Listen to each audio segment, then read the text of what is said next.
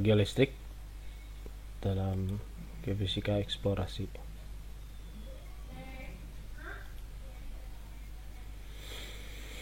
Jadi salah satu ilmu geofisika adalah metode geolistrik yang dipakai untuk secara sederhana kita ambil dua jenis batuan, yaitu satu pirit, kemudian kita ukur menggunakan avometer. Satu lagi batu pasir, kita ukur juga dengan avometer. Jadi dua batuan yang berbeda kita ukur pakai avometer, kita lihat nilai resistansinya. Jadi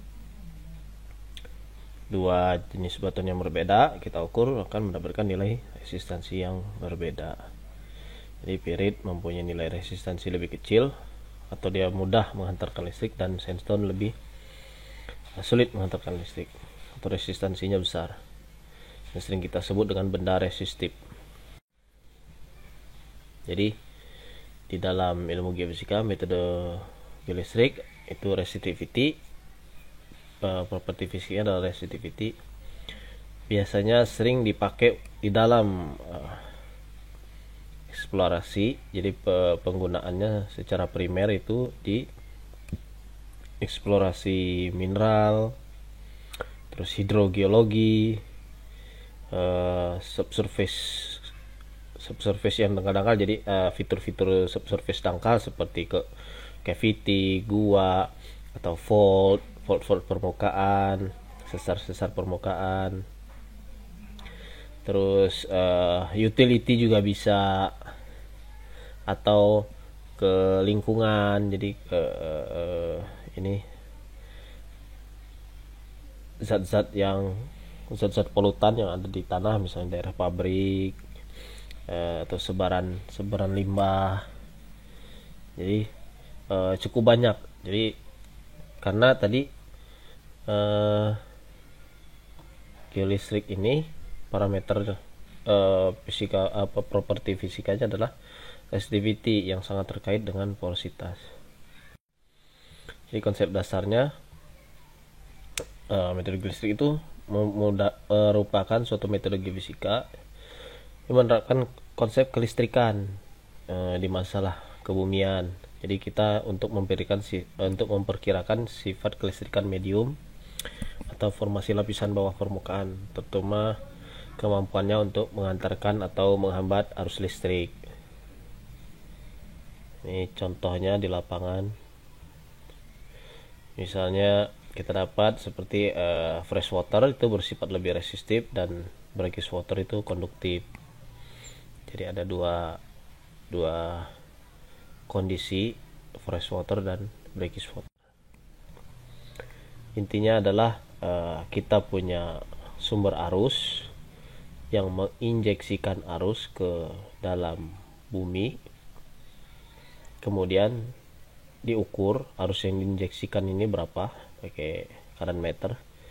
Lalu akibat injeksi arus ini akan melahirkan medan potensial. Jadi medan potensial, ekuipotensial. Nah ini nanti yang diukur oleh voltmeter. Jadi kita menginjeksikan arus, kemudian kita ukur hasil ekuipotensial atau nilai potensial yang timbul akibat ada injeksinya arus. Ini seperti ini contoh di lapangannya. Ya ada kabel, kita pasang elektroda. Nanti ini kabel-kabel ini kita connect dengan elektroda. Ini instrumennya, ini sumber arusnya aki. Akinya tergantung lokasinya. Kalau daerahnya basah atau konduktif, kita pakai aki yang agak besar dayanya. Jadi kalau kita punya resistor atau hambatan, ini lambangnya, kemudian ada sumber arus melewati sirkuit ini ya. Jadi ada resistor, ada sumber arus, kita ukur, maka resistansi nilai hambatan itu adalah perbandingan antara potensial dan arusnya. Jadi ini bisa ditebak hukum apa kawan-kawan. Jadi cukup mudah sekali, hanya berdasarkan konsep sederhana seperti ini. Nah, Yang kita cari itu adalah resistivity. Kenapa resistivity? Karena resistan ini bergantung pada geometrinya, pada bentuk benda, pada volume. Jadi semakin besar barang itu akan semakin resistan, nilai resistansinya akan semakin besar. Nah, kita maunya barang itu besar atau kecil, nilai parameter fisiknya itu sama. Makanya ada pembagian kita cari itu hambatan jenis atau resistivity-nya aja. Jadi resistansi dikalikan dengan luas area dan dibagi dengan panjang. Jadi kalau ini sebuah benda silinder gitu, silinder pejal atau silinder padat lah. Silinder padat dengan area penampangnya A, panjangnya L, memiliki resistansi R, maka kita akan dapat resistivity benda tersebut berupa rho. Kita lambangkan dengan rho. Konsep dasarnya seperti ini. A dan B itu elektroda A, elektroda B itu adalah elektroda yang menginjeksikan arus. Ini sumber arus, kita injeksikan. Nah, ini M dan N itu kita sebut elektroda potensial. Jadi ada injeksi arus di sini, arus akan diinjeksikan mengalir ke dalam bumi ke semua arah mengalir. Nah, dari sini nanti akan tercipta medan ekuipotensial atau potensial yang terbentuk setengah bola nih. Jarak-jarak antar elektroda antara A dan N itu A dan M itu kita sebut R1, antara B dan M R2, antara A dan N kita sebut R3, dan antara N dan B kita sebut R4. Itu jarak-jarak antar elektroda. Nanti kita akan buat nilai konfigurasi, konstanta konfigurasi, yaitu 1/2 pi dikalikan dengan 1/R1 dikurang 1/R2 dikurang dengan 1/R3 minus 1/R4.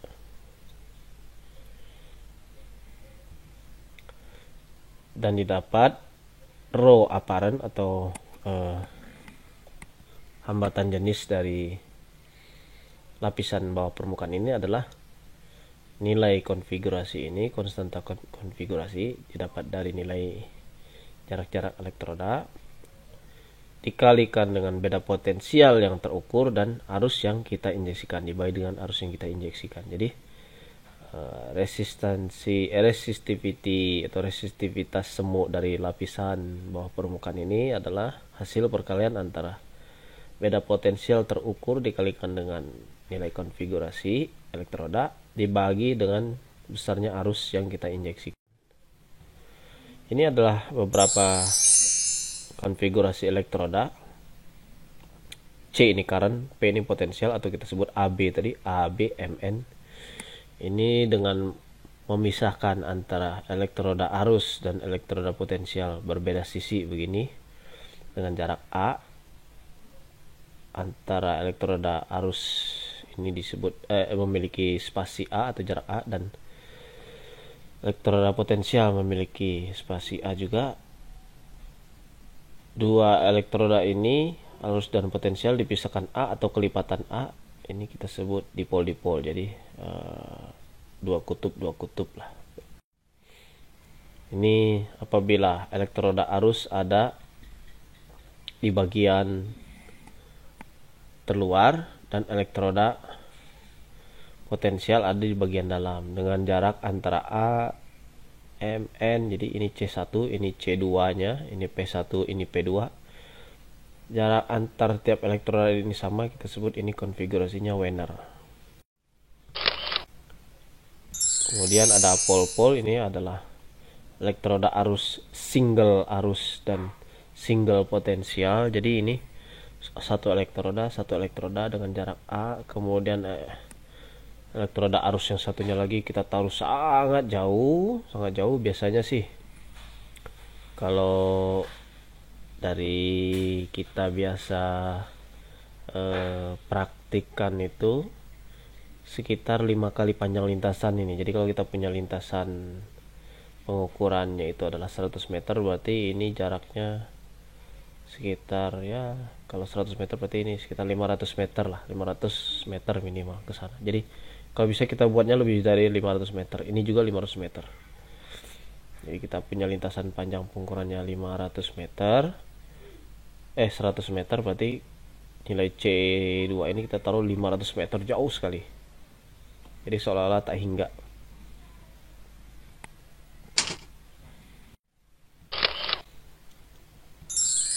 Ini dipol-dipol seperti di awal tadi. Kemudian ada selam bersih. Selam bersih ini hampir sama, posisi ininya, posisi elektroda arus dan potensialnya sama dengan Wener. Hanya saja kalau selam bersih ini elektroda arusnya dibentangkan memiliki jarak yang lebih besar.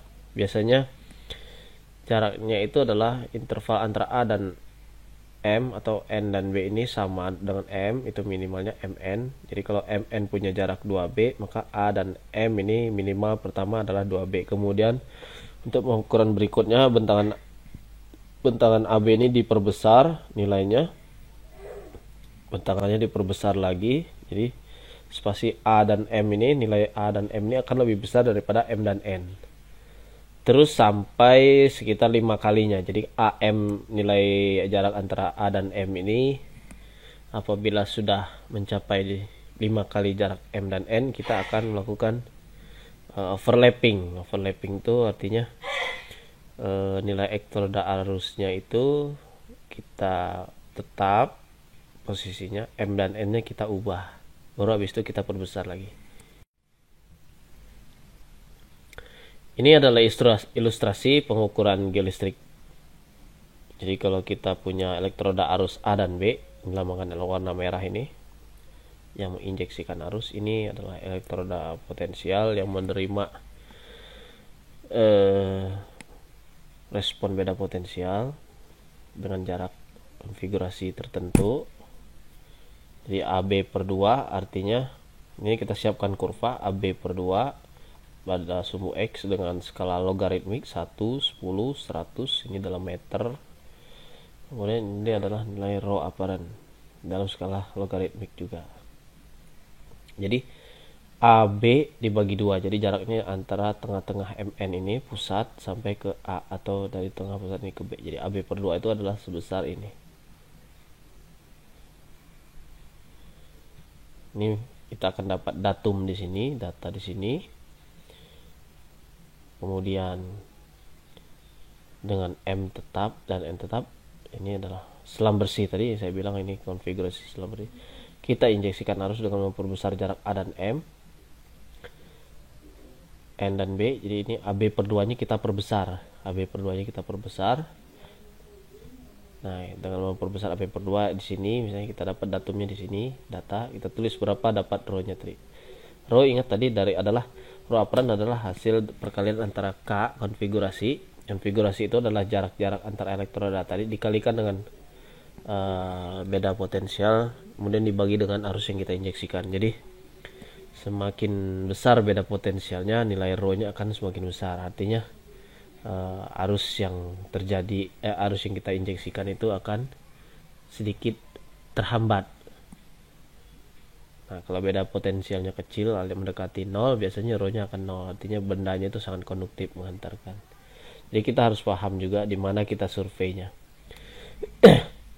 Karena itu akan berkaitan dengan berapa besar sumber arus yang akan kita pakai.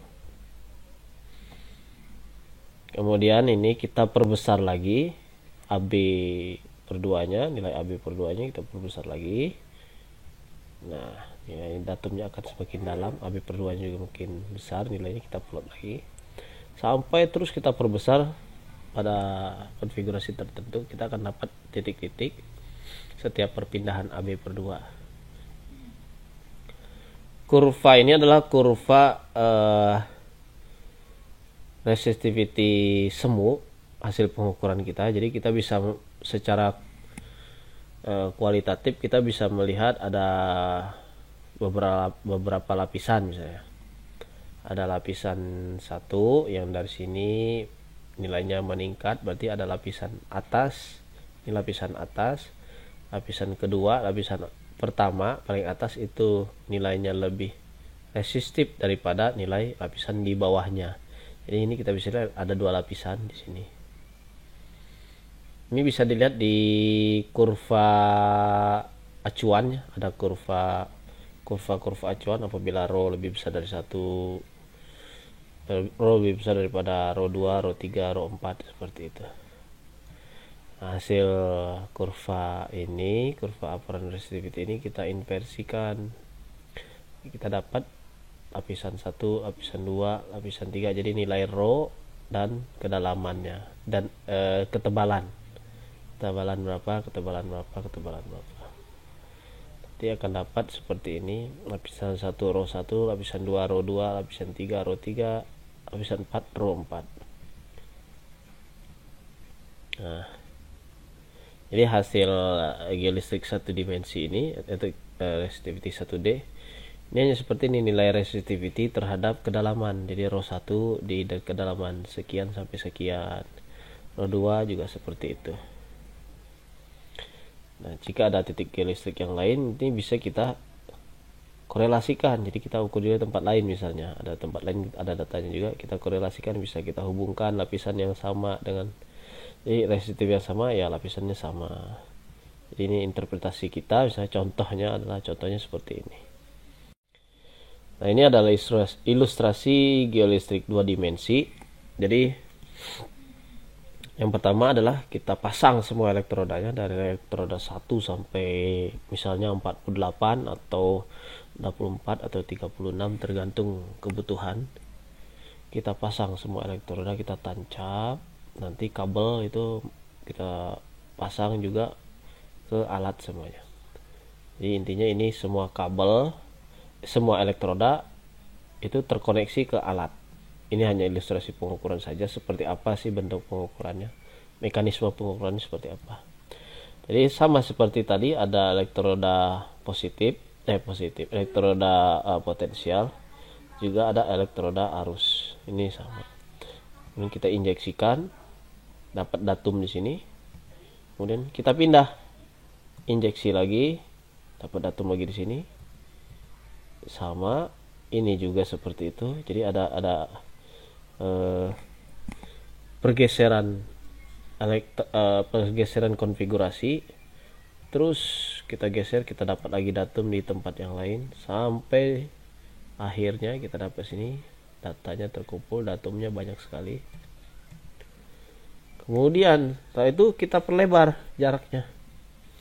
Jadi jarak antara elektroda ini kita perlebar, kita dapat datum yang lebih dalam lagi.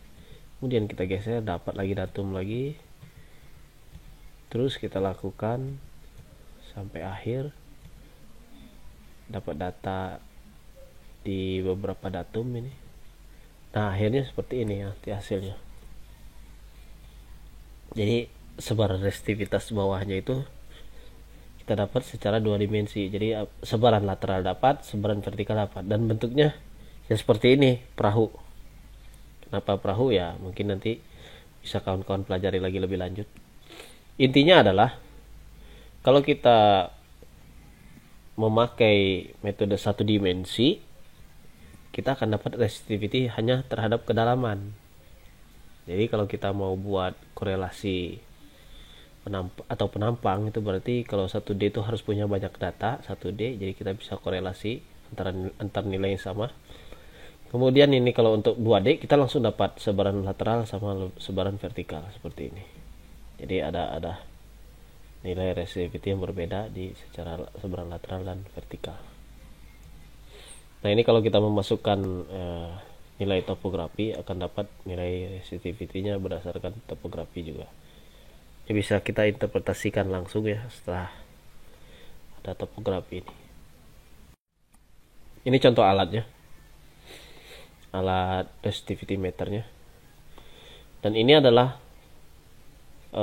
switch box atau auto switch yang membuat pengukuran bisa tadi elektrodanya bergeser.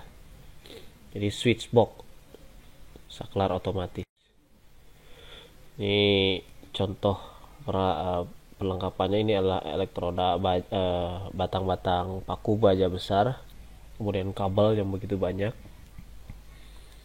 elektroda baja semua. Ini contoh pengukurannya di lapangan. Ini misalnya suatu daerah kita ukur 2D nya cukup banyak ini. lumayan bisa melihat sebaran biasanya untuk mineral ya. Ini contoh kalau kita menggunakan elektroda yang cukup panjang bentangannya. Ini bentangan 1 kilo lebih ya, 1000 meter lebih, bisa mencapai target kedalaman 200-an meter. Jadi kalau skala geofisika secara ilmu bumi ini dangkal, tapi dalam pertambangan ini mungkin mining ini cukup dalam. Nah, yang penting bagi kita salah satunya adalah nilai resistivity dan objek yang kita cari atau objek geologi yang kita cari. Di sini ada rentang-rentang nilai resistivity.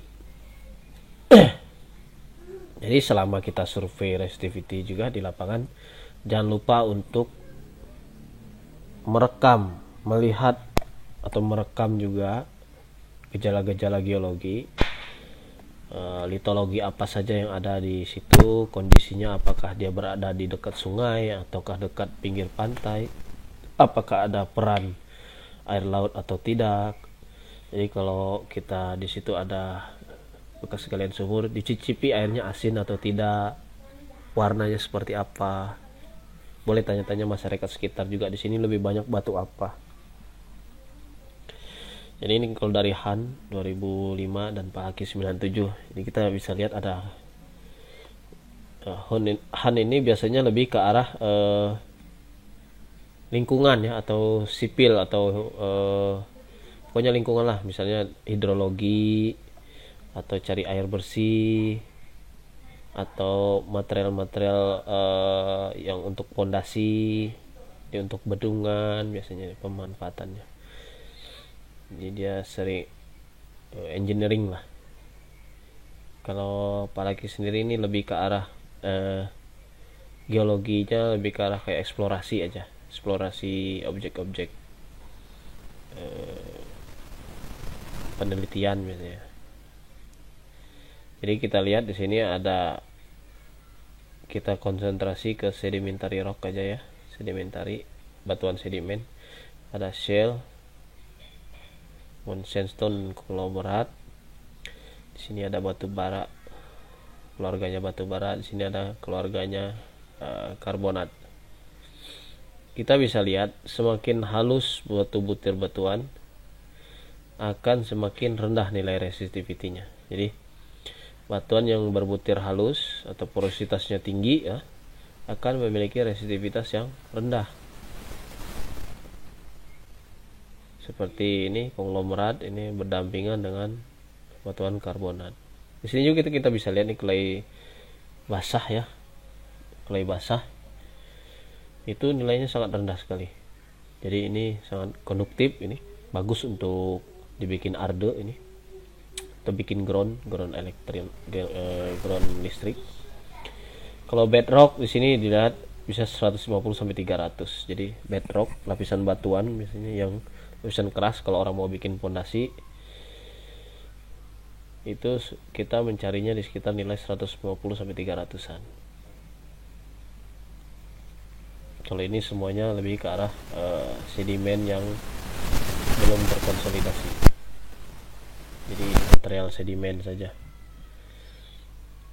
Jadi semakin tinggi batuannya semakin sedikit porositas ini. Kemudian ini sand and gravel deposit, itu kasar dan kering, artinya tidak ada fluida. Jadi dia batuan kering aja, seperti material longsor yang di tebing gitu tanpa ada air. Kalau bedrock yang masif dan keras itu di atas 2400. Jadi kita bisa lihat material yang memiliki kandungan air yang cukup banyak, porositasnya tinggi, itu akan lebih konduktif. Kalau bendanya masif itu pasti dia akan resistif. Sini juga ada seawater dan freshwater. Jadi seawater itu sangat rendah sekali, di bawah 0,25, di bawah 1/4 ohm meter. Kalau freshwater mulai dari 20 ohm. Kalau di sini water aquifer. Fresh water itu ada di sekitar 10 sedikit, di bawah 10 dikit. Kemudian di bawah 1 itu adalah air garam. 1 sampai mendekati 10 itu adalah air payau. Lebih amannya mungkin dari 10 sampai 100 ini adalah air tawar. Ini es. Jadi ada kesamaan bahwa air asin itu berada di kisaran yang sangat rendah, sangat-sangat rendah nilai resistivity-nya. Ini beberapa contoh beberapa mineral jenis batuan dalam material batuan beku nih dan metamorf. Jadi dikelompokkan berdasarkan jenisnya. Resistivity batuan beku ini dan metamorf ini sangat besar ya, di atas 100 semua, bahkan 2 kali 10⁸ ini quartzite, basalt. Jadi batuan-batuan yang mempunyai nilai resistivity yang mengagumkan itu, yang tinggi sekali, itu biasanya berkaitan dengan batuan-batuan kristalin. Jadi batuan beku atau batu metamorf, atau dia rongga, atau bisa jadi dia sebenarnya batuannya sangat poros tapi isinya benda yang sangat tinggi resistansinya. Contohnya misalnya minyak, oli gitu. Jadi tergantung juga kondisinya. Kalau di daerah sawah, di sawah kita survei ternyata hasil resistivity-nya tinggi, ya pasti di situ tumpahan oli itu. Dapat tani menumpahkan oli misalnya. Nggak tahu, mungkin traktornya bocor gitu. Ini dari Locke. Kalau soil dan water ya tadi hampir sama ya, clay. Jadi dia menilai dari bentuk materialnya saja, clay, alluvium. Jadi resistivity itu mempunyai rentang. Jadi kalau nilai resistivity-nya adalah 20, itu bisa groundwater atau alluvium atau clay. Lalu mana yang benar? Apa benarnya? Ya itu tergantung bagaimana tadi kita merekam gejala-gejala geologi yang ada. Kemudian ini dari Flate. Flate juga sama ini. Jadi untuk aquifer dengan air asin itu memiliki nilai resistivitas yang rendah. Kalau dilihat di sini dia menggunakan nilai sekitar 50. Jadi 50 itu masih disebutnya dengan air asin. Di atas 50 baru air tawar. Aquifer itu mengandung air asin dan air tawar, itu dibaginya di nilai 50. Sedangkan untuk nilai air itu sendiri kalau di bawah 10 itu disebutnya udah mulai brackish gitu, sampai ke air asin. Jadi nilai fresh water itu di atas 8 ya, sekitar 8 atau mendekati 10 ke atas. Untuk lapisan yang impermeable dia membagi 3, yaitu kelompok marsh atau clays, kemudian kelompok massive limestone atau sandstone yang masif, yang padat, kemudian benda-benda batuan beku. Jadi ada batuan yang lunak, kita bisa lihat juga nih kecepatan seismiknya sangat rendah ya. Kemudian batuan sedimen yang kompak, kemudian batuan kristalin, bisa granit atau batu garam. Ini adalah chargeability. Biasanya kalau kita mengukur resistivity ada permintaan juga sifat-sifat lain, yaitu chargeability. Chargeability ini kemampuan untuk menyimpan muatan dari satu material. Jadi berapa lama dia bisa setelah arus itu kita injeksikan, kita matikan, kita ukur lagi arus yang tercipta. Jadi seperti kita ngecas sesuatu lah, ngecas aki atau ngecas baterai. Nah ini mengapa kita memiliki listrik. Seperti tadi hidrokarbon, minyak dan gas, jadi zat hidrokarbon ya, bukan hidrokarbon yang seperti eksplorasi seismik. Zat hidrokarbon itu memiliki nilai resistitivitas yang sangat tinggi dibandingkan dengan air atau fresh water atau air laut. yang memiliki nilai resistivitas sangat rendah. Jadi kita udah tahu barang-barang atau benda fluida yang nilainya tinggi, udara juga tinggi ya. Jadi kalau kita mempunyai gua itu biasanya efeknya akan resistivitasnya akan sangat tinggi sekali. Jadi sangat amazing gitu. Nah, resistivitas ini parameter elektrik. Jadi parameter batuan yang sifatnya elektrik.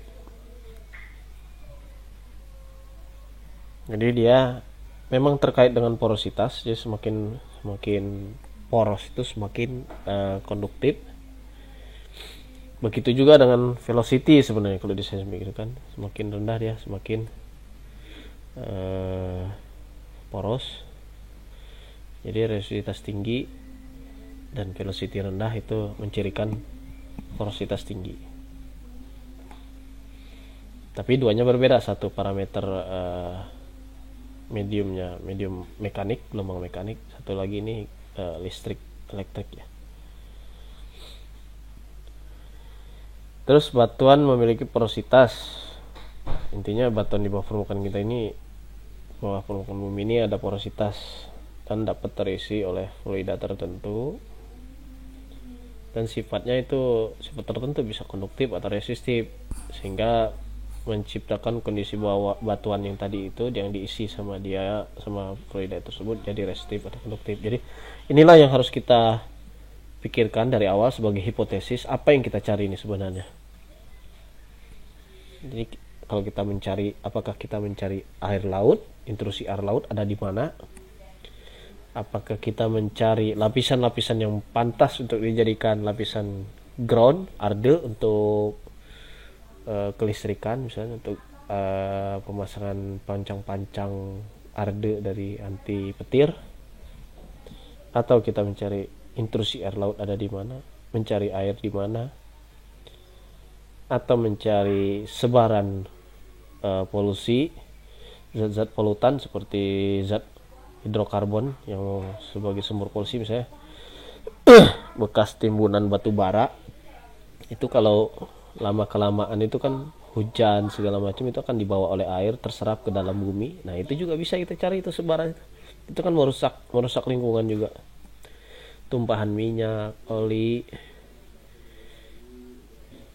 seperti itu, atau tumpahan zat-zat asam seperti pembuangan limbah air aki atau apapun lah bisa kita cari, karena ini tadi sifatnya fluida itu mempunyai kondisi sifat konduktif atau resistif, sehingga dia menciptakan batuan yang ini kan seharusnya normal kalau di sawah itu, karena sedimen lempung ya rendah, tiba-tiba dia jadi resistif ya berarti di situ mungkin ada rembesan minyak atau minyak yang ditumpahkan seperti itu. Sekian dan terima kasih.